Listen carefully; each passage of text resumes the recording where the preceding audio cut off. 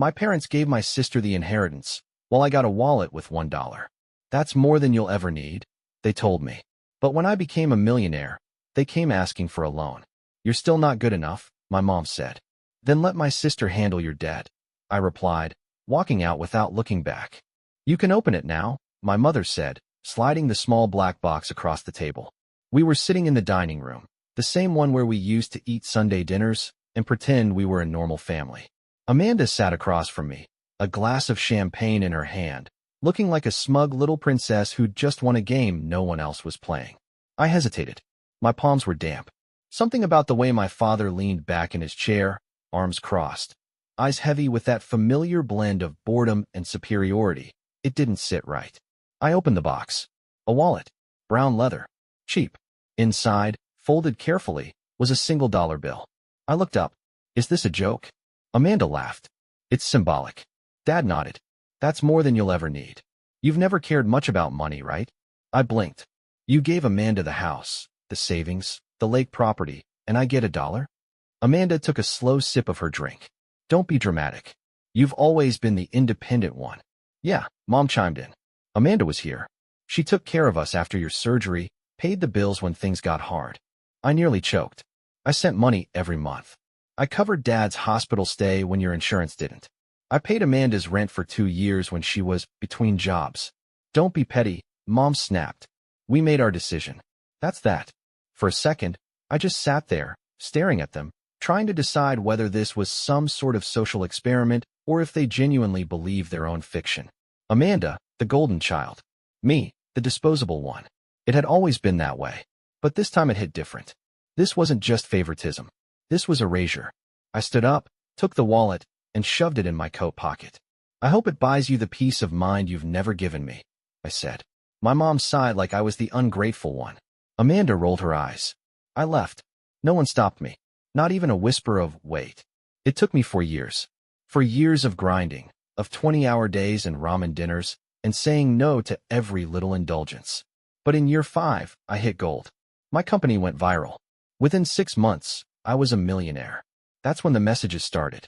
Hey stranger, Amanda texted. Hope you're doing well, said Mom. Dad didn't text, but a missed call from his number said enough. I ignored them. Until last week. I picked up, just once, to see what they'd say. You're doing well now, my mother said softly. We were wondering if you could help us with something. It's been difficult lately. I didn't answer at first. Then she added, you've always wanted to prove you're good enough. And just like that, the old wound ripped open again. But I didn't bleed. I smiled. You're still not good enough, she said when I didn't immediately agree. I leaned back in my chair, took a deep breath, and said, then let Amanda handle your debt. And I hung up. But that wasn't even the real twist. Because 2 hours later, Amanda showed up at my office. And what she said next changed everything. You'd think $1 in a wallet would be the cruelest part. It wasn't. The real cruelty was that it had always been like this. Quiet, calculated, coated in fake smiles and guilt trips dressed up as family values. Growing up, Amanda was the princess. Blonde curls, ballet recitals, trophies that somehow ended up on my shelf so guests could admire our gifted daughter. I was the kid with average grades, a part-time job at 15, and no framed photos in the hallway. Still, I didn't complain. I paid my way through college with scholarships and vending machine dinners. I got a job in tech straight out of graduation and started sending money home the same month. Just until we pay off the medical debt, Dad said. I believed him. I always did. Then Amanda flunked out of business school, twice. Guess who paid off her loans? She's just lost right now, Mom had said over the phone, crying. Can you cover it? Please. You're her brother. Lost. She was partying in Miami with some guy named Troy while I skipped lunch to meet client deadlines. But I sent the check. Every time. When Amanda turned 30 and announced she was starting her own brand, Mom threw her a surprise party. I covered the catering. Amanda gave a speech about how real family stands by you no matter what, while avoiding eye contact with me the entire time. The inheritance drama? That wasn't even a surprise. It was just the final stamp on a lifelong pattern. She was always the one worth investing in. I was the one expected to fund the investment. And yet, nothing prepared me for the moment Amanda showed up at my office last week. She looked different, nervous. Hair tied back, no makeup, expensive heels worn down at the heel. I need to talk to you, she said, slipping inside before I could say no. I stared at her. You finally come to see me after 5 years, and you don't even say hi? She sat down like she owned the chair. They're drowning. Mom and Dad. Dad's gambling again, and Mom maxed out her second credit card. They thought I could handle it, because of the inheritance, but it's gone. I froze. What do you mean gone? She didn't blink. They pressured me into giving it back, bit by bit, helping them, covering the mortgage. I thought I could flip the rest with some crypto guy. I laughed, loudly. You gave away the family fortune and got scammed by a guy named what? Some crypto genius. It's not funny, she snapped. Oh, it's hilarious, I said. Because I told you. I told all of you. I warned you when you laughed at me over that wallet. She leaned forward. They need help. Real help. Ask your crypto guy. I'm asking you. I stood up. Why should I give you anything? Because you're rich now, she said flatly. Because you've always been the reliable one. No, I said, I was always the useful one. There's a difference. She didn't flinch. Fine. Be cold. But know this. If you don't help, everything falls apart. The house goes. Dad's pension is already gone. Mom's on something. They'll lose everything. I stared at her. You didn't come here for them. You came here for yourself. Because when they go down, you go down with them. Then she said the line that finally snapped the last thread of decency inside me. You owe us this. We raised you. I stepped closer, voice low and sharp. You raised me to be your emergency fund, but I'm not your savings account anymore. She opened her mouth to reply, but I wasn't done. You sat there, watched them hand me $1, and said nothing. You called me bitter when I stopped giving. You posted vacation pics on Instagram with hashtags like #FamilyFirst while I was eating ramen noodles to keep your lights on. Her eyes filled with tears, but I didn't care. And just as she stood to leave, she turned, looked me dead in the eye, and whispered, If you think this is over, you're wrong. They have a plan, and you're not going to like it. Then she walked out, heels clicking down the hall like a warning shot. And that's when I knew it. This wasn't about guilt. This was a setup. And they weren't done with me yet. The message came 3 days later. A plain white envelope, no return address. Just my name, written in Amanda's handwriting, the same curvy loop she used to fake our mom's signature on sick notes in high school. Inside was a single sheet of paper, a notice of claim. Apparently, my parents were suing me. Failure to fulfill implicit financial obligations to immediate family, it read. Emotional damages from abandonment. I nearly dropped my coffee. I called my lawyer. Yes, I have one now, and he laughed out loud. This is nonsense, he said. They have no legal ground. Tell that to my ulcer, I muttered. I wanted to pretend it didn't bother me, that I was untouchable now, above their games. But it did. It got under my skin in a way even that single dollar bill hadn't. This wasn't about money anymore. It was about control. It was always about control. I didn't respond. So they escalated. Amanda went online, posted a carousel of childhood photos, captions about the brother who abandoned us after getting rich. Hundreds of comments. Sympathy. Support. She's so strong, they said. Family betrayal is the worst. No one asked why her strong self needed $300,000 in crypto scams. I kept my head down. Until one day, my assistant buzzed me. There's someone here to see you, she said, voice tense. It's your mother. I should have said no. I should have walked out the back. But curiosity won. She walked in like she owned the room, pearls, beige cardigan, that perfectly curled hair that somehow never moved. But the face was different. Hollowed. Panicked. You look thin, she said, like we were meeting for brunch. I didn't reply. She sat, uninvited. Your sister's struggling, she began, ignoring the lawsuit, the smear campaign, all of it. We're struggling. Your father's, she hesitated, he's not well. Gambling not working out for him? I asked coldly. She flinched. Don't be cruel. I came here to talk. To fix this. I stood. Fix it by dropping the lawsuit. Apologize. Admit what you've done. She looked up at me like I'd spoken Greek. We don't owe you an apology. You were always different. Ungrateful. Cold. I leaned on the desk. I paid your mortgage. I sent money while you told the neighbors I was some dropout who never visits. I carried this family. You handed me $1 and called it symbolic. She stood too, voice rising. Because money doesn't matter to you. You act like it does now, but deep down you still want our approval. And that was the final punch. Because she was right. Somewhere in me, that wounded child still wanted a "we're proud of you" from people who gave Amanda a house and handed me pity. But not anymore. No, I said. I want freedom. And the only way I get it is by cutting you off for good. Her face twisted. But what she said next, it sealed everything. You'll never be one of us. You never belonged. I nodded slowly. Then let Amanda handle your debt. And I walked her out. No goodbye. No hug. Just me and the click of the door behind her. But the real explosion came later that night. Amanda went live on Instagram. Tear-stained face.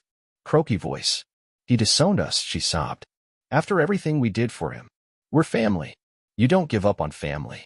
The comments flooded in. You deserve better. He's a monster. Cut him off, queen. I closed the app. I learned my lesson. Let them scream into the void. Let them make me the villain. Better that than the fool who pays for the fire that burns him. But the next morning, I woke to a voicemail from a name I hadn't seen in a decade. Uncle Dean. My father's brother. The black sheep. The one they always called selfish for leaving the family business and moving across the country. His message was simple. Saw Amanda's meltdown. Just wanted to say, I've been there. If you ever want to talk, give me a call. Proud of you, kid. I stared at the screen for a long time. Because maybe, just maybe, this whole thing wasn't about burning bridges. Maybe it was about building new ones. After everything, the lawsuit, the public smear campaign, Amanda showing up in my office with her final warning, there was silence. At first, it felt suspicious. No new posts. No anonymous blogs about successful sons who forget their families. No angry voicemails. Even Amanda disappeared. Her Instagram was empty. Her phone disconnected. But I wasn't naive. This wasn't the end of a war. It was a regrouping. Meanwhile, I was feeling something else. For the first time in years, I could breathe. I woke up without the weight in my chest. No, what's today's guilt trip going to be? Drank coffee in my own kitchen, not counting pennies or worrying about the next manipulation. Work was thriving. The startup was growing. And for once, I wasn't someone's emergency fund. For a moment, I thought, maybe I actually won. But in this family, victory always came with consequences. A week later, Sarah, my new attorney, walked into my office. We've got a situation, she said, tossing a file onto my desk. Amanda filed a second claim. This time, emotional damages. From you. And she's got your parents backing her up. I laughed. Emotional damages? She even know what that means. Sarah didn't smile. They're going public. And this time, they're playing dirty. Know what she titled the filing? Surprise me. He manipulated our elderly parents into poverty. This wasn't just fake. This was a siege. It started with an anonymous interview on a trashy YouTube tabloid channel. A woman in shadows, voice distorted, but anyone with half a brain could tell. Amanda. My brother. He was always vindictive. Success ruined him. He made mom give up her pension. Forced dad to sell everything. He left us with nothing. The comments poured in. How awful. Greed ruins families. Amanda is so brave. Losing a sibling like that must be heartbreaking. I could have ignored it. Could have just stayed quiet. They weren't worth it. But then I got a call from a nursing home administrator. Apparently, my mother had tried to forge my signature to transfer some of my assets into a family trust. He approved it, she'd told them. They didn't just want money. They wanted control, everything. So I did the one thing Amanda never expected. I went public. I told everything on a live financial podcast. No filter. About the dollar in the wallet. About covering their mortgage while they drank champagne. About Amanda giving the entire inheritance to some crypto clown. About lawsuits, manipulation, and the moment I realized I'd been raised as their backup plan. The clip hit 1.3 million views in the first 24 hours. The narrative flipped. This guy isn't a traitor. He's a survivor. He doesn't owe them anything, they owe him everything. Amanda tried to clap back. Long Facebook post. Crying selfie. Childhood photos she dug out to paint herself as the victim. I always loved my brother. But he changed. I didn't feel anger anymore. Only indifference. And honestly, pity. Because someone who believes the world owes them something will always live in fear. But I, for the first time, lived in peace. The last surprise came quietly. My father called. The man who barely spoke unless it was to quote sports stats or criticize my tone. His voice was thin. Raspy. I didn't know what they were planning, he said. I'm old. I didn't see how wrong we were. I didn't say anything. Your mom doesn't know I'm calling. But I saw your interview. I cried. Not because you exposed us, but because I realized we never really saw you. I'm sorry. Maybe he was sincere. Maybe he was just tired. But I said what I needed to say. I forgive you, I told him. But I'm not coming back. This wasn't just the end of drama. It was the end of a generational cycle that had held me hostage for decades. And finally, I had one. Not because I got rich, but because I got free. 6 months of silence. No lawsuits. No Instagram sob stories. No more phone calls pretending to be reconciliations. My mother vanished from Facebook. Amanda stopped posting beach selfies with captions like #family over everything. It was like the whole machine had finally run out of fuel. And for the first time in my life, I wasn't bracing for the next explosion. I slept. Actually slept. No midnight spirals. No waking up with phantom guilt gnawing at my chest. My therapist called it post-traumatic clarity. I called it freedom. I started spending money on things I actually wanted. A decent mattress. Hiking gear. A music production setup I'd always dreamed of as a kid but never let myself want, because back then, wanting things was selfish. No, it was survival. One Saturday afternoon, I found myself at a local cafe, the kind with overpriced lattes and succulents on every table. I was flipping through emails when a voice behind me said, "Hey." I wasn't sure it was you. I turned. Emily, my cousin, daughter of Mom's estranged sister. We hadn't spoken in over a decade. She sat down before I could even react, holding a matcha latte like it was armor. "Sorry. I saw your interview. The one about the inheritance and all that. Everyone in the family was talking about it for weeks." I braced myself. "Let me guess," I said. "They think I'm heartless." She shook her head slowly. "Actually, most of them said it was about time someone said it." I blinked. "You're kidding." "Nope. You weren't the only one they squeezed, you know. My mom co-signed a loan for Amanda once. Amanda defaulted. Grandma had to cover it to avoid losing her retirement. Nobody talks about that. But we all watched you burn and thought, well, better him than us." I stared at her. And that's when it hit me. I'd been the family firewall. Taking all the hits. All the guilt. All the just this once. You're the stable one. "Why are you telling me this now?" I asked. Emily gave me a sad smile. "Because I watched you walk away. And I thought, maybe I can too." She left before I could say more. But something shifted in me. A week later, I was back at my apartment. The framed dollar bill still hung in my office, next to the quote from my therapist. "Real love doesn't invoice you." That's when my phone buzzed. A number I didn't recognize. The message. "Mom's in assisted living. Amanda's living at the lake house. Dad's pension is gone. Just thought you'd want to know." No name. No signature. But I didn't need one. They wanted me to come running. One last bait. One last, "see what you've done." I didn't reply. I just looked around my apartment, the vinyl record stacked by the window, my dog snoring on the couch, the mug I bought last week that said "I'm not your backup plan," and smiled. Let them drown in their own mess. I wasn't their flotation device anymore. A few months later, I got invited to speak at a tech conference. Panel topic: burnout, boundaries, and the myth of family loyalty. I almost didn't say yes. But then I thought about the kid I used to be, the one with vending machine dinners and family guilt stitched into every decision. He deserved to speak. So I did. I told the story. From the dollar in the wallet to the courtroom games. I spoke not as a victim, but as someone who finally understood. Being needed isn't the same as being loved. After the panel, someone in the audience, a kid, probably early 20s, came up to me. He didn't say much. Just handed me a sticky note that read, "Thank you." I thought I was the only one. And that was the real inheritance. Not the house. Not the lake property. Not the savings account Amanda blew on crypto schemes. But the moment I realized, breaking the cycle doesn't make you cruel. It makes you free.